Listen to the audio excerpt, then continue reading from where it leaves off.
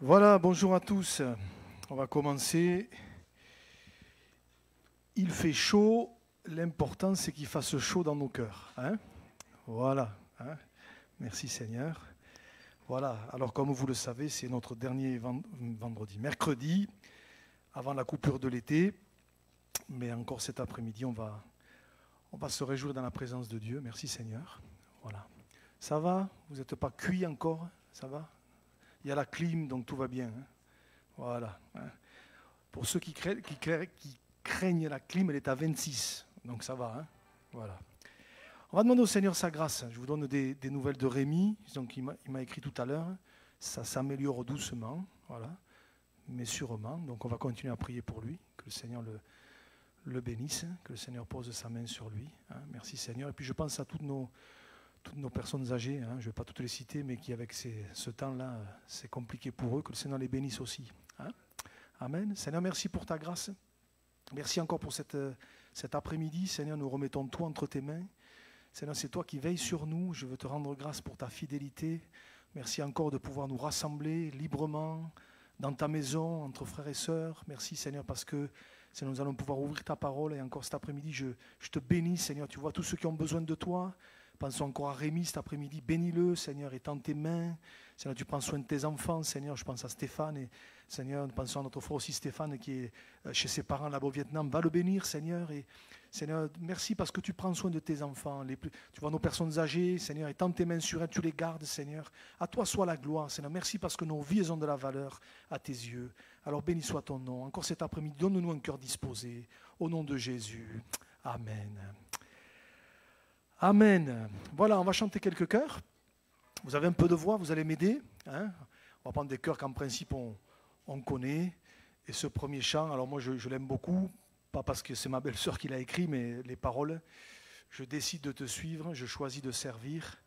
Pas à pas jusqu'au bout dans tes voies je cours. Et ce chant dit je vais de l'avant. Voilà. Et que malgré les aléas de la vie, les bobos, les tracas et tout ce qu'il y a, qu'on puisse dire Seigneur, avec ton aide, je veux aller de l'avant. Amen. On le prend ensemble? Allez.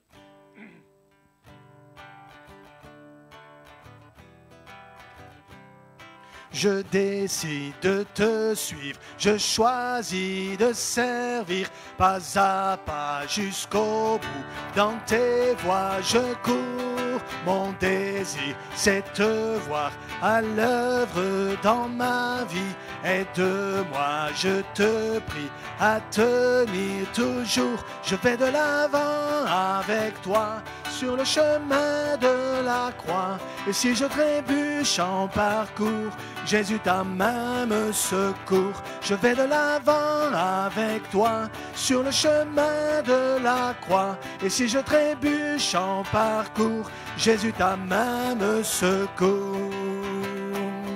Je décide de te suivre, je choisis de servir, pas à pas jusqu'au bout, dans tes voies je cours, mon désir c'est te voir à l'œuvre dans ma vie, aide-moi je te prie à tenir toujours, je vais de l'avant avec toi, sur le chemin de la croix, et si je trébuche en parcours, Jésus ta main me secourt, je vais de l'avant avec toi, sur le chemin de la croix, et si je trébuche en parcours, Jésus ta main me secourt.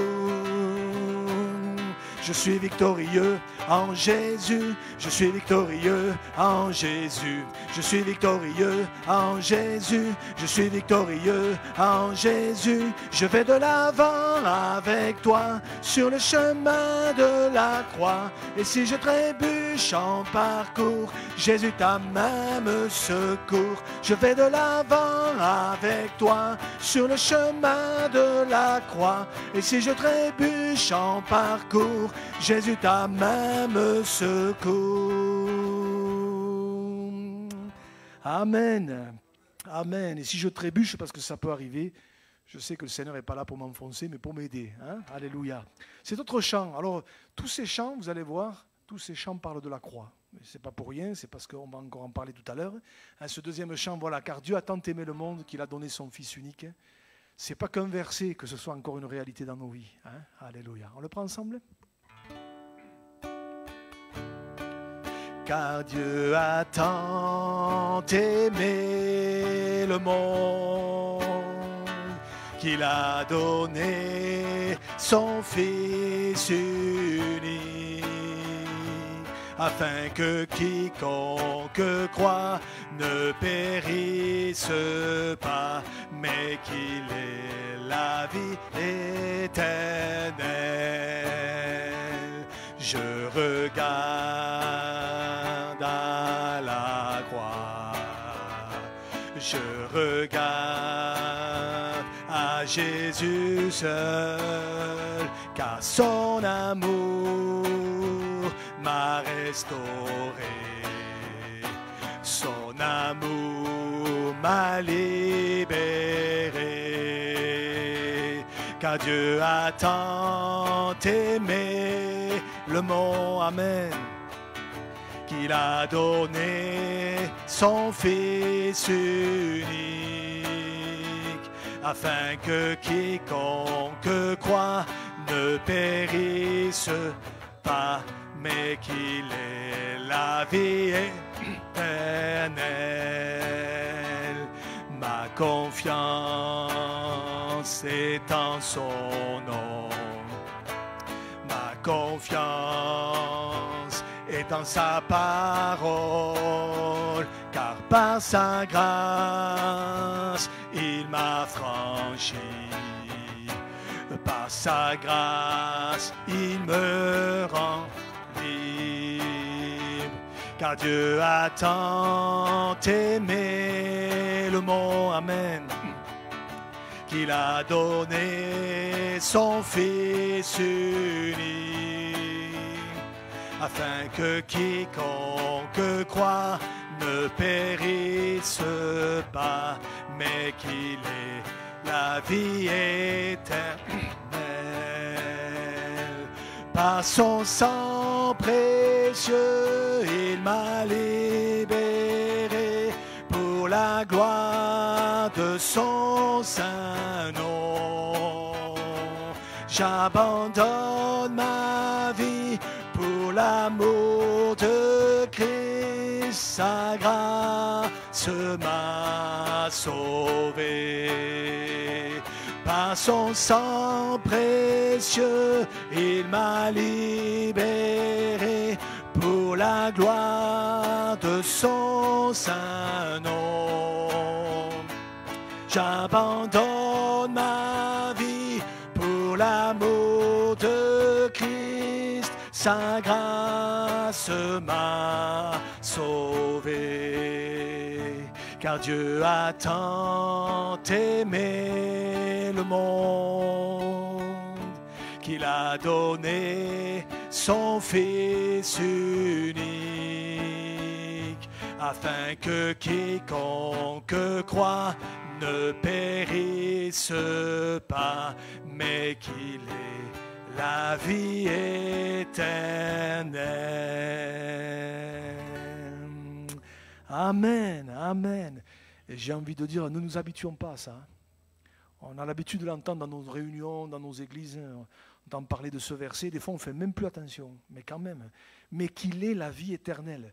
On a la vie éternelle. Je ne sais pas si on réalise, c'est incroyable. Hein, et ça, on le doit au sacrifice de Jésus. Peut-être avant de prier, que quelques-uns puissent courtement élever la voix spontanément. Hein, de la croix, la grâce coule, comme un fleuve constamment. Voilà. Et on va encore se rappeler que jusqu'à ce que Jésus revienne, la grâce va couler. Alléluia. Et elle coule de la croix. Amen. On le prend ensemble et puis après on élève nos voix quelques-uns. De la croix, la grâce coule comme un fleuve constamment. Oh, venez, venez en foule, un plein pardon vous attend. Oh, venez, venez en foule, un plein pardon vous attend. Espoir pour le plus capable, espoir pour tout malheureux. espoir, le Christ adorable, aux brigands ouvrez les cieux. Espoir, le Christ adorable, aux brigands ouvrez les cieux. Oui, pour tous la grâce abonde, à tous le ciel est ouvert. Pour tous les pécheurs du monde, le Rédempteur a souffert. Pour tous les pécheurs du monde, le Rédempteur a souffert. Crois à sa miséricorde qui dure éternellement. Pour toi la grâce déborde à cette heure, à ce moment. Pour toi la grâce déborde à cette heure, à ce... On le reprend, crois à sa miséricorde. Crois à sa miséricorde qui dure éternellement. Pour toi la grâce déborde à cette heure, à ce moment. Pour toi la grâce déborde à cette heure, à ce moment. Amen.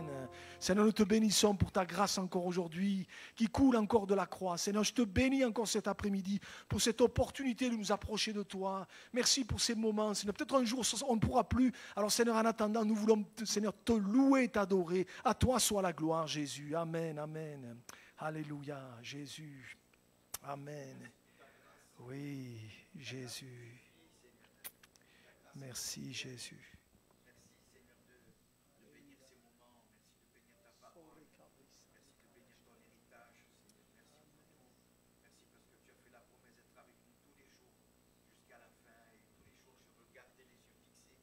Amen. Merci, Jésus. Oui. Amen, amen, amen. Merci, Jésus. Oui. Sorikebiri chabaraso. Sorikeri bantaraso. Oui. Eh oui. Onte karikiri baraso. Merci, Jésus. Amen, amen, amen, amen. Oui. Oui. Eh oui, tu as versé ton sang, Seigneur.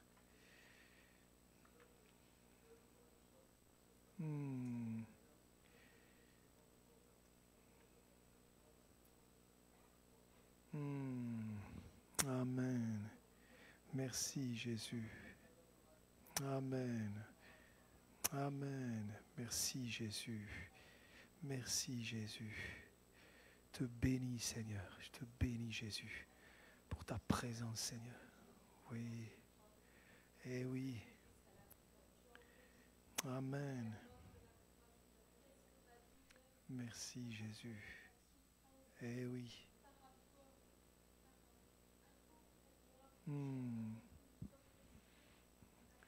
Merci, Seigneur. Amen.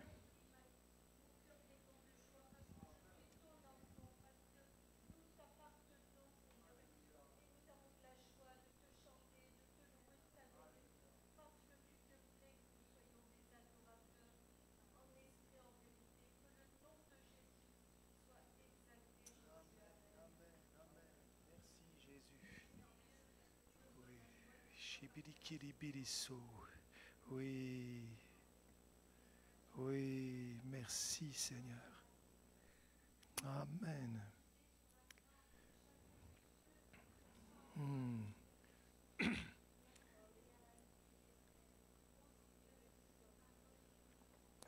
Eh oui. Amen.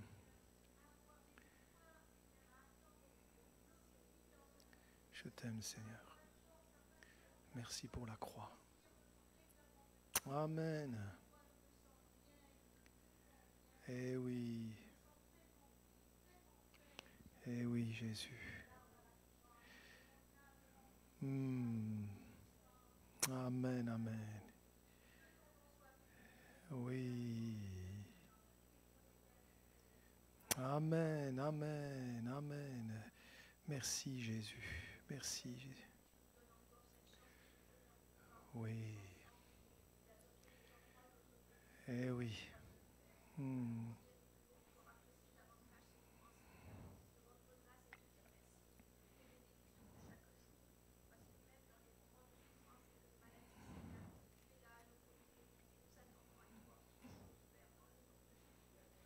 Amen, amen, amen, amen. Amen. On va prendre ce dernier chant avant d'ouvrir la parole de Dieu. On le connaît bien aussi, car Dieu nous aime, rien n'est secret. Tous nos problèmes, il les connaît. Amen. Voilà, il les connaît tous. Il n'y en a pas un qui lui échappe. Et c'est pour ça qu'on veut s'approcher de lui. Seigneur, on te confie tout. Amen, on le prend ensemble? Allez.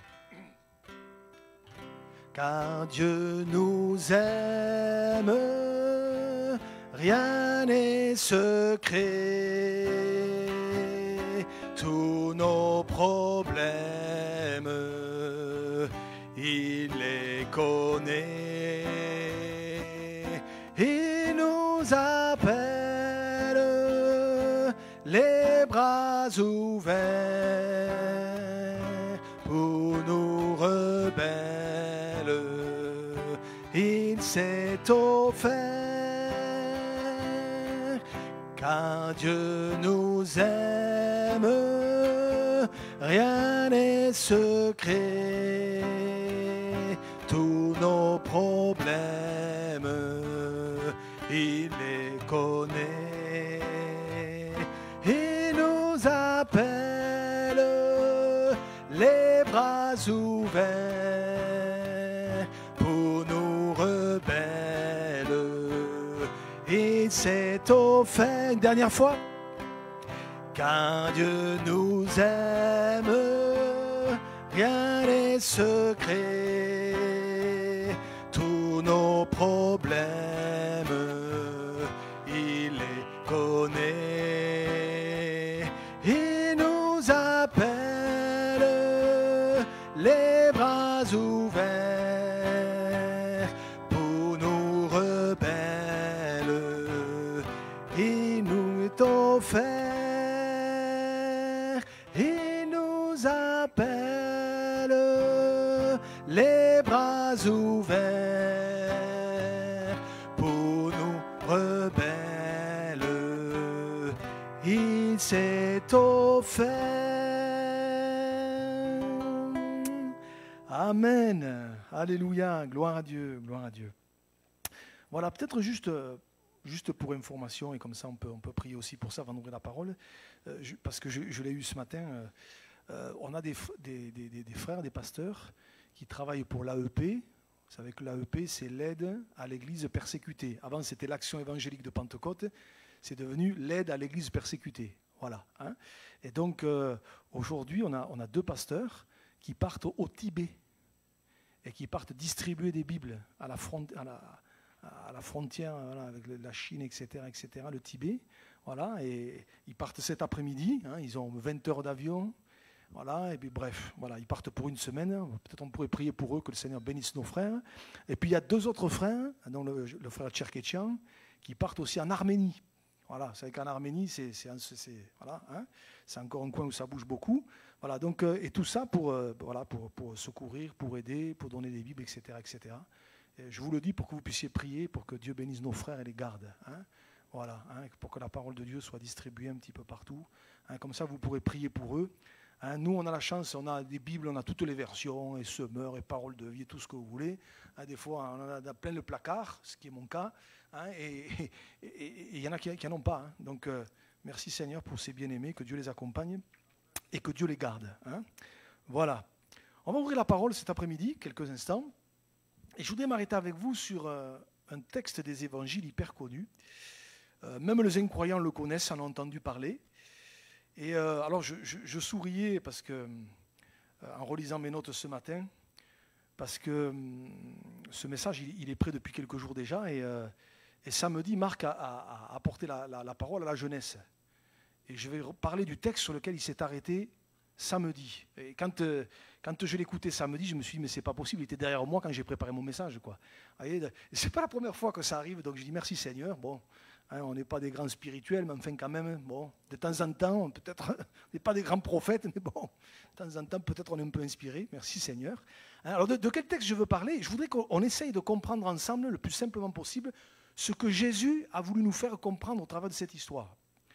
Je l'ai lu comme vous des centaines et des centaines de fois et bon, en relisant quand même, il y a des choses qui m'ont interpellé. Alors de quoi je veux parler? Le premier miracle de Jésus. Alors c'est quoi le premier miracle de Jésus?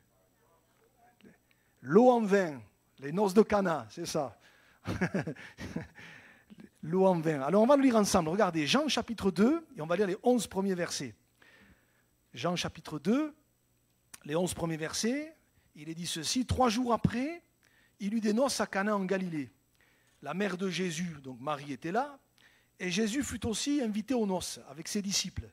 Le vin ayant manqué, la mère de Jésus lui dit: ils n'ont plus de vin. Jésus lui répondit: femme, qu'y a-t-il entre moi et toi? Mon heure n'est pas encore revenue. Sa mère dit au serviteur: faites ce qu'il vous dira. Or il y avait là 6 vases de pierre destinés aux purifications des Juifs et contenant chacun 2 ou 3 mesures. Jésus leur dit: remplissez d'eau ces vases, et les remplir jusqu'au bord. Alors, quand il est dit ces vases, il rend 2 ou 3 mesures.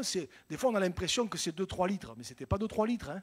C'était des vases qui contenaient à minima 50 litres, à minima. Hein. Donc, vous voyez, c'était pas mal. Hein. Verset 7, Jésus leur dit: remplissez d'eau ces vases, ils les remplirent jusqu'au bord. Puisez maintenant, leur dit-il, et portez-en à l'ordonnateur du repas, et pas l'ordinateur. Hein. Et ils emportèrent. Et quand l'ordonnateur du repas eut goûté l'eau changée en vin, ne sachant d'où venait ce vin, tandis que les serviteurs qui avaient puisé l'eau le savaient bien, il appela l'époux et lui dit: tout homme sert d'abord le bon vin, puis le moins bon après qu'on eut beaucoup bu. Toi, tu as gardé le bon vin jusqu'à présent. Tel fut à Cana en Galilée le premier des miracles que fit Jésus. Il manifesta sa gloire et ses disciples crurent en lui. Amen. Voilà, alors, bien sûr, c'est un texte que pour la plupart, on connaît quasiment par cœur, ou presque, voilà, cette histoire. Et c'est un texte dont on se sert souvent dans les cérémonies de mariage. Hein, voilà, donc c'est un texte à propos, hein, quand il y a une cérémonie de mariage, donc on s'en sert. En fait, en relisant cette histoire, bien sûr, il y a plusieurs enseignements forts. Si on prend la peine de s'y arrêter, il y a quand même des choses dont on peut se servir encore pour nous aujourd'hui, et ce, quelles que soient les situations. Déjà, premier enseignement, et je crois que c'est important de le rappeler, c'est que quand on invite Jésus, on n'est jamais perdant. Et j'aimerais peut-être rappeler cet après-midi que quand on invite Jésus dans nos vies, quand on invite Jésus dans nos projets, dans nos orientations, dans nos décisions, on n'est jamais, jamais perdant. Et je crois que c'est important de le rappeler parce que Jésus ne s'imposera jamais dans une vie. Vous savez que le diable, lui, ne vous demandera jamais votre avis. Quand vous lisez les évangiles et que vous voyez toutes ces histoires-là de possession, de gens qui sont tenus, le diable n'aura pas demandé leur avis. Hein. Il est rentré, point barre. Mais Jésus, lui, c'est un gentleman. Jésus, lui, ne rentrera jamais si on ne l'invite pas. D'ailleurs, on connaît bien ce verset qu'on cite souvent, Apocalypse chapitre 3, verset 20. « Voici, je me tiens à la porte et je frappe. Si quelqu'un entend ma voix et ouvre la porte, et seulement ouvre la porte, j'entrerai chez lui, je souperai avec lui et lui avec moi. » Voyez ? Donc, quelque part, c'est important de rappeler, invite Jésus dans ta vie. Ce qu'on note ici, c'est que je ne sais pas qui sont les mariés. Est-ce que c'était des jeunes mariés ? Est-ce que c'était des mariés un peu plus vieux en âge? J'en sais rien. Mais on sait au moins une chose, c'est qu'ils ont jugé important que Jésus soit là. Voyez ? Et j'aimerais tellement que les uns et les autres, je ne sais pas où on en est avec le Seigneur, mais qu'on juge important que Jésus soit l'invité dans nos vies.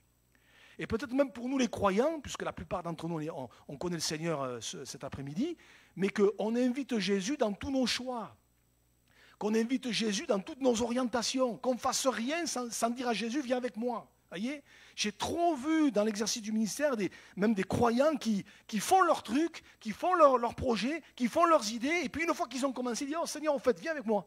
Mais ce n'est pas comme ça que ça marche. Hein.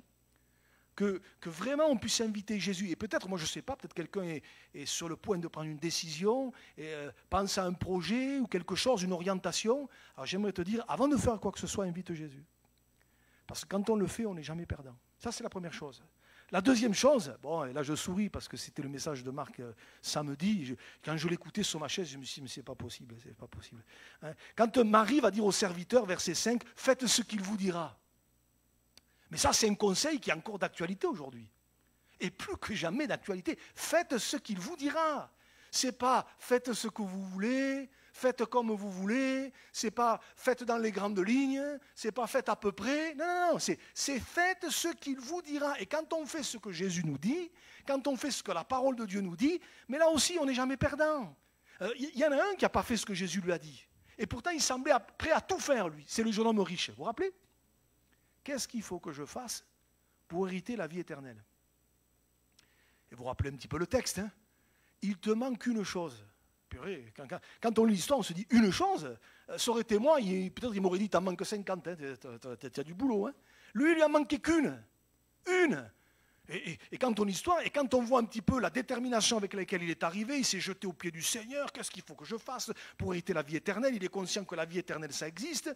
Il est conscient que c'est à Jésus qu'il faut venir. Enfin bref, il comprend beaucoup de choses. Mais la seule chose que le Seigneur lui demande, il ne le fait pas. Va avant tout ce que tu as et suis-moi, bien sûr. Alors, je n'ai pas le temps de m'y arrêter, ce n'est pas mon sujet. Jésus a mis le doigt là, là où le bas blessait chez lui. Hein, c'était ses richesses, c'était ses biens. Mais moi, je suis convaincu que s'il avait fait ce que Jésus lui avait dit, mais Jésus l'aurait béni. Je suis convaincu que Dieu avait un plan pour sa vie, que le Seigneur avait quelque chose. D'ailleurs, il lui dit, viens et suis-moi. C'est bien la preuve qu'il derrière, il y avait un plan de Dieu pour lui. Mais il ne l'a pas fait. Vous voyez, il ne l'a pas fait. Faites ce qu'il vous dira. Et peut-être cet après-midi, on pourrait dire, et je pourrais nous dire encore, tu veux un conseil du Seigneur, fais ce qu'il te dit. Des fois, on cherche des révélations, des paroles, des trucs, on court après ça. Mais commençons déjà par faire ce que le Seigneur nous dit dans sa parole, déjà, ça sera pas mal. Hein. D'ailleurs, soit dit en passant, cette parole-là, faites ce qu'il vous dira, elle avait déjà été prononcée. Est-ce que vous le saviez? Ça avait déjà été prononcé. Hein. Regardez avec moi, dans l'histoire de Joseph, dans l'Ancien Testament, vous connaissez bien l'histoire. Ce matin, j'ai relu l'histoire de Joseph sur mon balcon, au frais. C'était tôt, je vais prendre un peu le frais. Ouais. Et elle m'a fait du bien, cette histoire. Et je me suis rendu compte que cette parole de Marie, là, faites ce qu'il vous dira, ce qu'elle dit aux serviteurs, c'est une parole qui avait déjà été prononcée des siècles avant. Par qui? Par Pharaon. Vous vous rappelez l'histoire, là, quand Joseph explique les songes de Pharaon, personne ne pouvait l'expliquer, les 7 années d'abondance, les 7 années de sécheresse, etc. Et puis à un moment donné, les 7 années de sécheresse arrivent. Et qu'est-ce que va dire Pharaon? Regardez, Genèse 41, verset 55. Genèse 41, verset 55. Quand tout le pays d'Égypte fut aussi affamé, le peuple cria à Pharaon pour avoir du pain. Pharaon dit à tous les Égyptiens, allez vers Joseph et faites ce qu'il vous dira. Tiens donc, on la retrouve cette parole. Et ce qui est incroyable, c'est que Joseph, c'est un type de Christ. Vous voyez, comme quoi la Bible, ça se correspond. Vous voyez, quand j'ai lu ça, j'ai dit, mais c'est incroyable. Déjà à l'époque, Joseph, qui est un type de Christ, le Pharaon les envoie vers lui en lui disant, faites ce qu'il vous dira et vous serez bénis. C'est ce qui s'est passé d'ailleurs. Et là, ici, j'y reviens dans les noces de Cana, Marie dit la même chose, faites ce qu'il vous dira. Et j'aimerais dire cet après-midi, Bibi, Cyril vous dit la même chose, faites ce qu'il vous dira. Et je m'y mets dedans, faisons ce que le Seigneur nous dit et il nous bénira. Alléluia. Voyez, je me dis, mais c'est incroyable, c'est encore un conseil qui est encore pour nous aujourd'hui. Et puis, il y a quand même quelque chose qui m'a interpellé dans cette histoire en la relisant, et c'est là où je voudrais peut-être un petit peu plus en venir. C'est ce qui est dit au verset 11. Tel fut à Cana en Galilée le premier des miracles que fit Jésus. Il manifesta sa gloire et ses disciples crurent en lui. Mais le premier miracle que Jésus a fait, c'est l'eau changée en vin. Et je vous avouerai que pendant des années et des années, bon, ça ne m'a pas non plus empêché de dormir. Mais enfin, je me suis dit, bizarre quand même. Comme premier miracle, changer l'eau en vin. Honnêtement, ça aurait été moi, ce n'est pas ce que j'aurais fait. Hein. Avec mes raisonnements humains, ce n'est pas ce que j'aurais fait. Enfin, imaginez, vous avez la capacité de faire des miracles. Moi, il me semble, hein, que j'aurais été à la place de Jésus, c'est pas ça que j'aurais fait. Hein. J'aurais d'entrée montré, j'allais dire d'entrée, j'aurais montré voilà, qui je suis, vous voyez.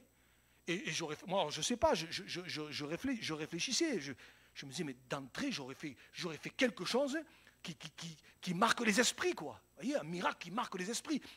Je me faisais alors vous allez dire, peut-être la comparaison est un petit peu bizarre, mais comme on va y arriver, là, dans quelques jours, là, je ne sais pas quand, là, il y a le Tour de France qui va démarrer.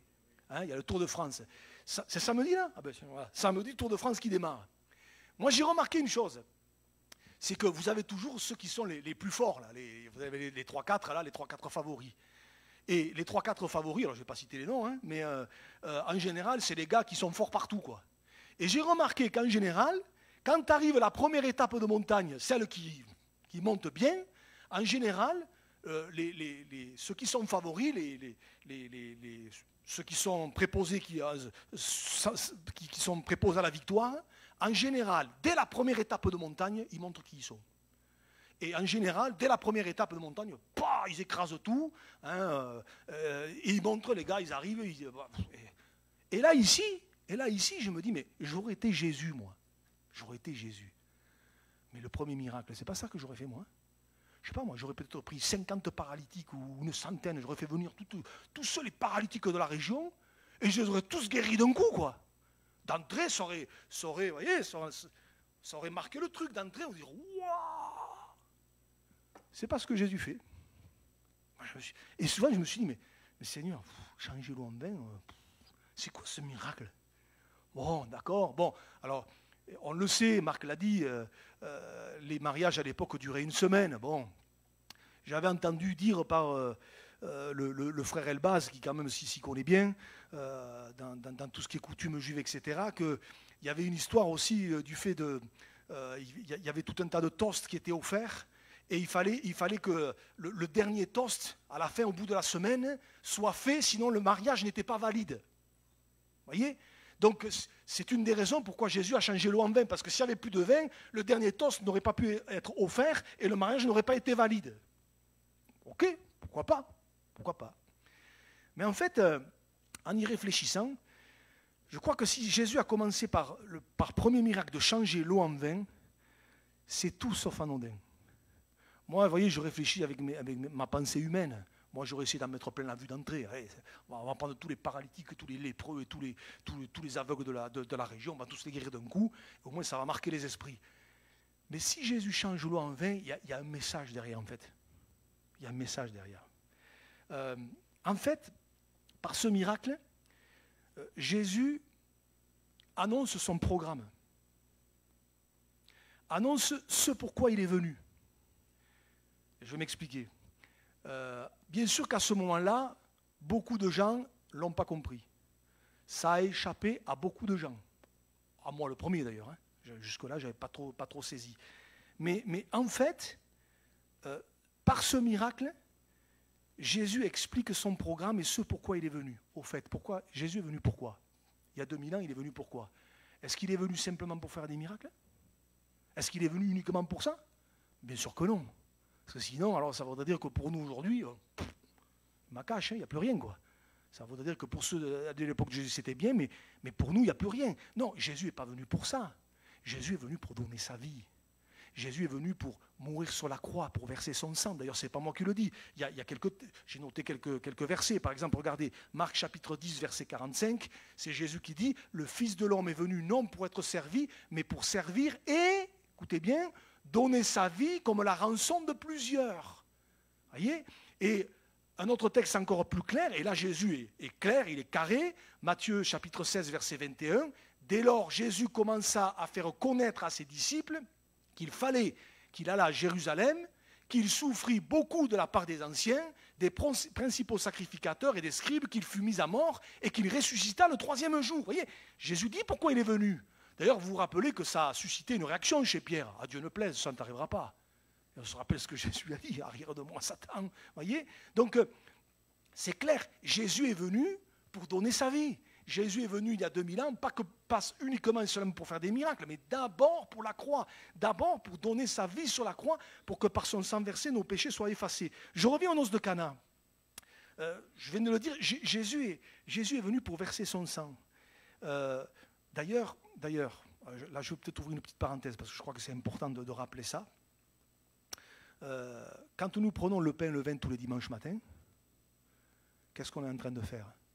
On est en train de se souvenir du sacrifice de Jésus. Le pain, son corps brisé, le vin, son sang versé. On se souvient du sacrifice de Jésus. On n'est pas en train de refaire le sacrifice de Jésus. Ça, c'est la doctrine catholique, hein. La transsubstantiation. Hein. La doctrine catholique, c'est quoi? C'est quand on prend le pain et le vin, au moment où on le prend, le pain devient le corps du Seigneur et le vin devient le sang du Seigneur. On devient des cannibales, quoi, en fait. Voyez, et souvent, on se base sur ce passage de Jean 6, celui qui mange ma chair et qui boit mon sang, mais c'est un langage spirituel, ça. Voyez, donc, on n'est pas en train de manger le Seigneur, en fait. On est en train de se remémorer. Jésus dira, faites ceci en mémoire de moi. Voyez, donc, le vin symbolise le sang de Jésus. Voyez, et je reviens aux noces de Cana. Jésus remplace l'eau par le vin. Il y a tout un message là, en fait. Il y a tout un message. Alors, je vais vous lire ce que j'ai écrit dans mes notes pour que ce soit clair. C'est que Jésus est en train d'expliquer ceci à ce moment-là, dorénavant. Parce que l'eau, à l'époque, pour les Juifs, c'était symbole de purification. Et Jésus est en train de dire, en changeant, en remplaçant l'eau par le vin, désormais la purification ne se fera pas par l'eau, par les ablutions, mais désormais la purification se fera par le sang. Le sang que Jésus a versé à la croix. En fait, ça a une portée prophétique, ce que le Seigneur fait. Il était déjà en train d'annoncer ce pourquoi il était venu. D'ailleurs, regardez, si vous allez un petit peu plus loin, c'est assez intéressant. Qu'est-ce que va dire Jésus à sa mère Marie, hein? Verset 3, le vin ayant manqué, la mère de Jésus lui dit non plus de vin. Jésus lui répondit, femme, qu'y a-t-il entre moi et toi? Et regardez, il va dire, mon heure n'est pas encore venue. Quelle heure? Ben, la croix. La croix. L'heure dont il parle ici, c'est la croix. D'ailleurs, cette expression, mon heure n'est pas encore venue, vous la retrouvez plus loin, plusieurs fois dans l'évangile de Jean. Ça revient. Alors regardez, je vais te faire travailler, fanfan. Regardez, Jean chapitre 7, verset 6. On va un petit peu plus loin. Jésus leur dit, mon temps n'est pas encore venu, mais votre temps est toujours prêt. Mon temps n'est pas encore venu. Et là, il parle de la croix déjà. Regardez un petit peu plus loin. Jean chapitre 7, verset 30. Il cherchait donc à se saisir de lui, et personne ne mit la main sur lui, parce que son heure n'était pas encore venue. Ce n'était pas le moment encore. Ce n'était pas le moment d'aller à la croix encore. Voyez, donc personne n'a mis la main sur lui. Personne n'a pu l'attraper. Voyez, mais pourquoi? Parce que ce n'était pas le moment encore. Et regardez, on va encore un petit peu plus loin. Chapitre 8, verset 20. Jésus dit ces paroles enseignant dans le temple, au lieu où était le trésor, et personne ne le saisit parce que son heure n'était pas encore venue. Vous voyez, ça revient, ça revient. Voyez, et regardez un petit peu plus loin, chapitre 12, verset 23. Et là, on y arrive. Là, on y arrive.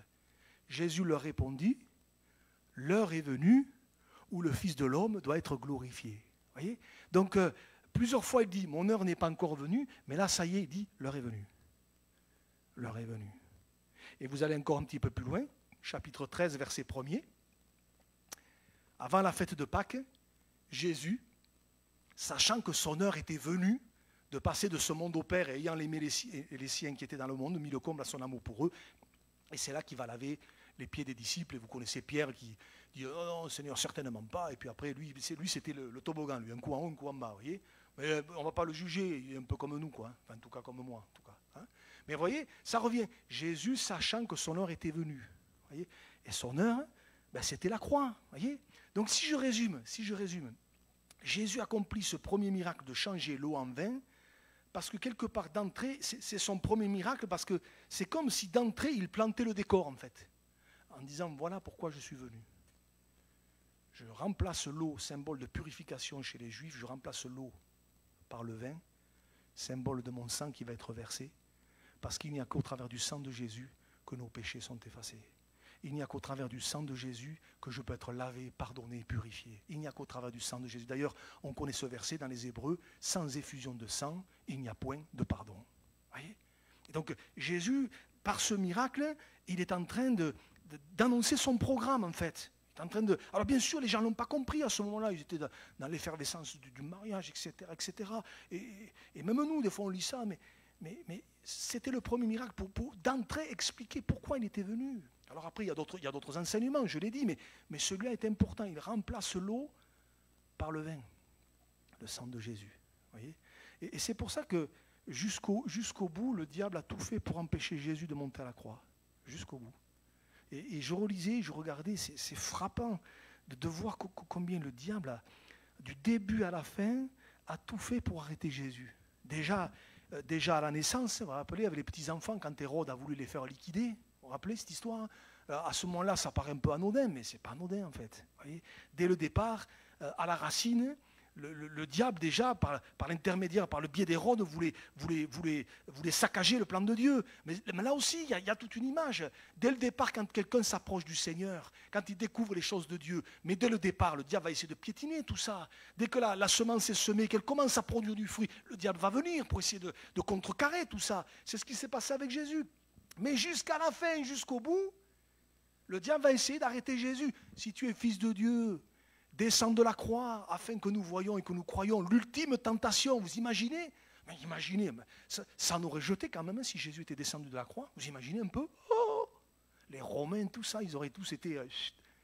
Mais ce n'était pas ça le plan de Dieu. Le plan de Dieu, c'était que Jésus donne sa vie, que son sang soit versé. Et voyez, et jusqu'au bout, le diable a essayé. De la même façon qu'avec nous, jusqu'au bout, il essaiera de nous piéger. Mon frère, ma soeur, même si on a 20 ans, 30 ans, 40 ans, 50 ans de conversion et plus, jusqu'au bout, il va essayer de nous piéger. Jusqu'au bout, il va essayer de nous faire tomber. C'est pour ça que Jésus a dit, celui qui persévérera jusqu'à la fin sera sauvé.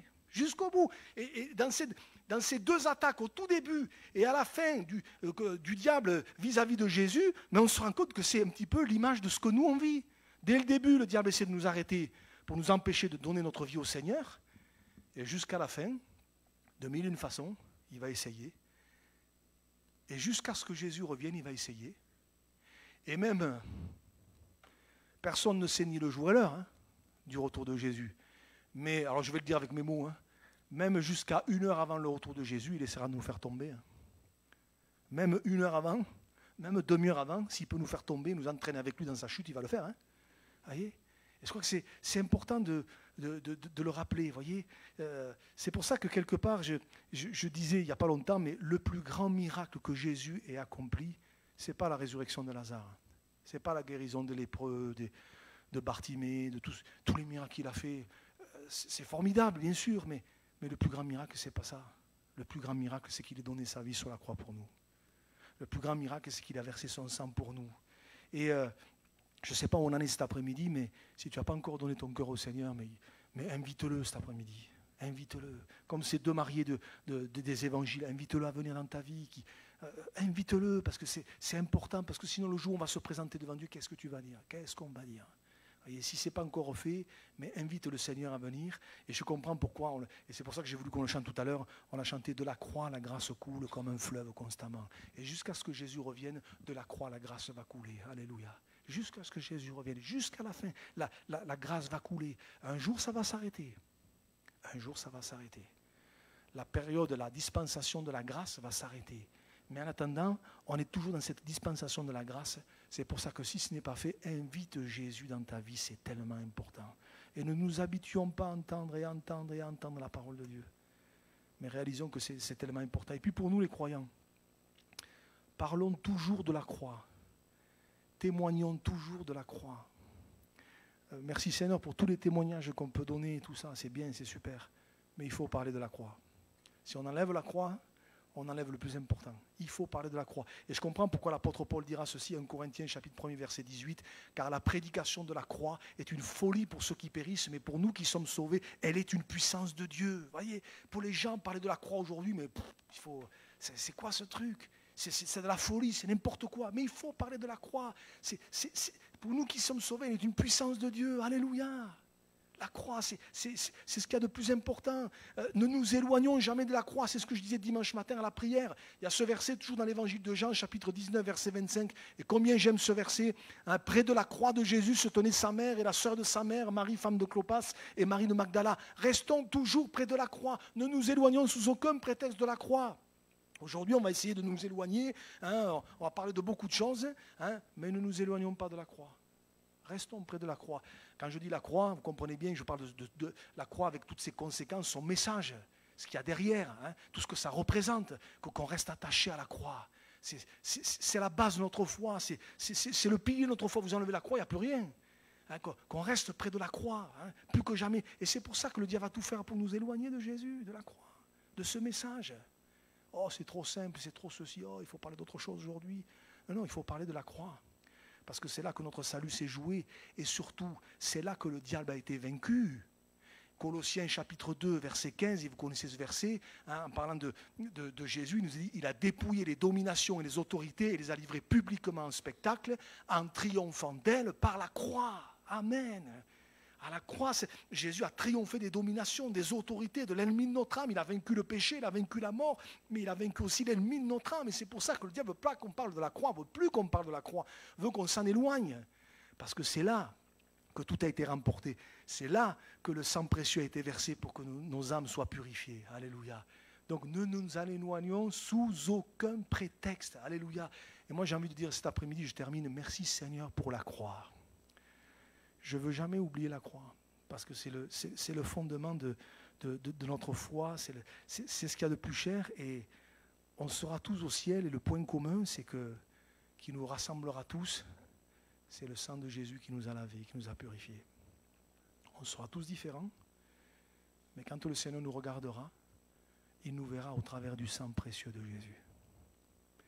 Donc je veux me souvenir de la croix, et jamais m'en éloigner. Alléluia. Donc, je termine, l'eau changée en vin, ce n'était pas un simple miracle pour égayer les gens, pour qu'ils puissent se picoler un peu plus, ou pour qu'ils puissent s'amuser un petit peu plus, ou pour qu'ils puissent continuer la semaine un petit peu plus.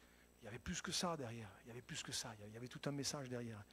Et je me dis, Seigneur, je veux réaliser encore cet après-midi la valeur du sacrifice de Jésus pour ma vie. Je veux réaliser que c'est tellement important. Alors, moi je sais pas où on en est avec le Seigneur. Si tu n'as pas encore invité le Seigneur, mais fais-le. Fais-le. Ne reste pas un spectateur. Vous savez, quand on regarde la croix, là, quand je regarde, j'étudie un petit peu tout ce qui s'est passé, la croix, avant, après, tout ce qui est... Mais il y a des choses quand même. Hein. Tous ceux qui assistaient en foule à ce spectacle se frappaient la poitrine. Et ce verset, moi, ça m'a frappé. Hein. La croix, les gens étaient là comme... Il y en a qui étaient là comme des spectateurs. Restons pas des spectateurs de la croix. Mais réalisons que c'était pour chacun d'entre nous. Et si cet après-midi, on n'a pas encore fait ce pas, mais que vraiment on puisse se décider et réaliser que de la croix, la grâce coule encore. Et pour nous, les croyants, bénissons Dieu jour après jour pour la croix. La croix, comme il y a ce chant qui dit, 3 croix sont dressées, la croix c'était pour moi, la croix c'était pour toi. Alléluia. Et moi je veux m'en souvenir tous les jours, parce que le jour où je me présenterai devant Dieu, ce qui fera mon salut, ce qui fera qu'on s'entendra dire c'est bien, bon et fidèle serviteur, etc., etc. Ce qui fera qu'il y aura les récompenses et tout le reste, c'est la croix. Parce que s'il n'y a pas la croix, vous savez ce que la Bible dit, hein, ce n'est point par les œuvres afin que personne ne se glorifie. Hein, ce n'est pas par les œuvres. Non, il y avait la croix, il y a 2 avant la croix. Alors ce matin, cet après-midi plutôt, je veux réaliser la valeur du sang de Jésus. La valeur du sang de Jésus. Et quand on prend le pain et le vin le dimanche matin, qu'on ne s'habitue pas, on ne fasse pas ça comme ça, là. Allez, on fait ça. Et je ne juge personne, parce que peut-être moi je l'ai fait aussi. Donc je ne balance pas la pire aux autres. Hein. Des fois, on est tellement habitué, accoutumé qu'on ne réalise plus. Mais Seigneur, je veux réaliser, Seigneur, l'importance du sang précieux que Jésus a versé. On l'a chanté dimanche, c'est ton sang qui purifie. Marc l'a expliqué avec le tabernacle. Finalement, vous prenez tout, mais tout ramène à la croix. Hein. Le tabernacle, ce que Marc a expliqué dimanche, l'eau change jamais. Fait tout nous ramène à la croix, tout nous ramène au sang précieux que Jésus a versé. Marc parlait du sacrifice dimanche. La première chose qu'on voit, c'est le sacrifice. Mais ça part de là, en fait. Vous enlevez ça, et tout le reste, ça ne suit pas. Il n'y a pas le reste derrière. C'est ce que disait Marc dimanche. Hein, si vous n'avez pas écouté le message de dimanche, écoutez-le. Hein, il est sur Facebook, écoutez-le, parce que c'est tellement important. Alors bénissons Dieu pour la croix et ne nous y habituons jamais. Amen. Seigneur, encore ce matin, cet après-midi, pardon, Seigneur, je veux réaliser combien c'est bon, Seigneur, de lire ta parole et de réaliser que tout nous ramène à la croix. Tout nous ramène à ton sang précieux que tu as versé. Et je te prie pour que personne ne s'habitue à entendre ces choses, mais qu'on on réalise encore que oui, Seigneur, on a besoin d'entendre la prédication de la croix, qui est une folie pour ceux qui périssent. Mais pour nous qui croyons, c'est une puissance de Dieu. Alors à toi soit la gloire. Merci pour la croix. C'est là où tu as remporté la victoire. Seigneur, merci parce que pour la plupart d'entre nous, nous l'avons compris, saisi, réalisé. Tu as ouvert nos yeux, tu as ouvert notre cœur. Seigneur, je te prie pour qu'encore si quelqu'un ne l'a pas réalisé, Seigneur, il puisse ouvrir son cœur et te recevoir comme Sauveur et Seigneur. Qu'il puisse t'inviter comme ces deux mariés des évangiles, Seigneur, et te dire de venir, Seigneur, et de devenir le Sauveur. Seigneur, à toi la gloire. Que jamais, je te prie pour chacun d'entre nous, que tu nous aides, Seigneur, que les aléas de la vie ne nous éloignent jamais de la croix, que les situations, les circonstances ne nous éloignent pas de toi. Seigneur, à toi la gloire. Bénis mes frères et sœurs. Seigneur, tu renouvelles les forces de chacun. Seigneur, à toi la gloire, Seigneur. Nous te bénissons et nous te louons dans le nom précieux de Jésus.